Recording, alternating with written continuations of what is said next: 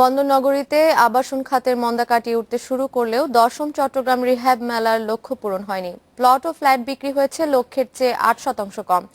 তবে গতবারের চেয়ে এবার 60 কোটি টাকার বেশি বেচা বিক্রি হয়েছে বলে জানিয়েছেন আবাসন মালিকদের সংগঠন রিহ্যাব।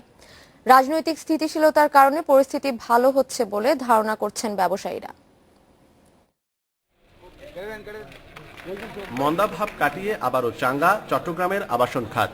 গত 2 বছর দেশে রাজনৈতিক অস্থিরতা না থাকায় মেলায় আগ্রহী ক্রেতাদের ভিড়ও ছিল চোখে পড়ার মতো। রিহ্যাব বলছে এবারের মেলায় দর্শনার্থী এসেছে 15,000-এর বেশি।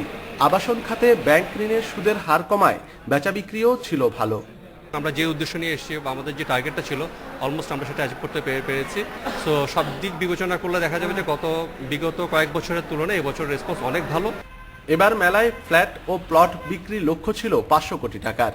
4 দিনের মেলায় বিক্রি হয়েছে প্রায় 92 ভাগ। লক্ষ্য পূরণ না হলেও গতবারের চেয়ে বিক্রি বেড়েছে, জানালেন আয়োজকরা। এত লোক হবে আমরা কিন্তু চিন্তা করিনি, প্রচুর সাড়া পাচ্ছে এবং আমাদের যারা পার্টিসিপেন্ট তারা কিন্তু অনেক খুশি এবং হ্যাপি।